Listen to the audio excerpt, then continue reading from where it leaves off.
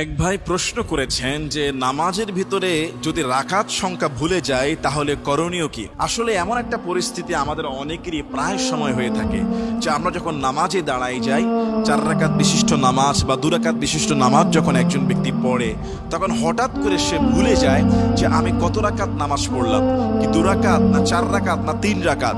এরকম নামাজের ভিতরে যদি আপনি দ্বিধা দ্বন্দ্বে পড়ে যান, কনফিউশন হয়ে যান যে আমি কত রাকাত পড়লাম, এরকম ভুলে গেলে করণীয় কি।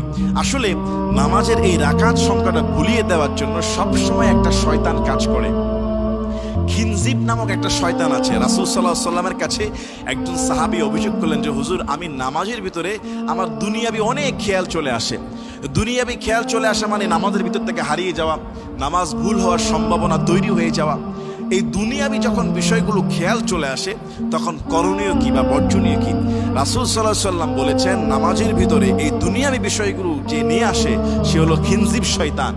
এই শয়তান থেকে বাঁচার জন্য তুমি তখন আউযু বিল্লাহি মিনাশ শাইতানির রাজিম 3 বার পড়বা, অথবা এটা একবার পড়বা, বাম দিকে 3 বার থুতু ছিটিয়ে দিবা।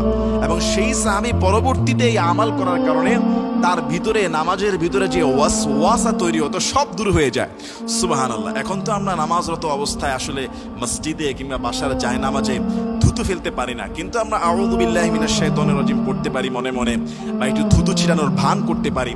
আর যদি নামাজের সংখ্যা ভুলেই যাই, যে আমি যদি মনেই করতে পারছি না যে আমি কি 3 রাকাতে আছি না 2 রাকাতে আছি, 4 রাকাত বিশিষ্ট নামাজ, এই ক্ষেত্রে আপনার করণীয় কি।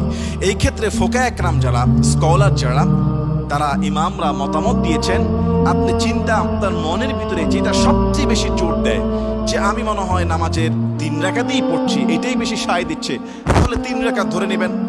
আবার যদি মনে করেন যে না, আপনার ভিতরে বেশি সায় দিচ্ছে, আপনি 2 রাকাতেই পড়েছেন, 3 রাকাত না, তাহলে 2 রাকাত ধরেই নামাজ চালিয়ে যেতে হবে।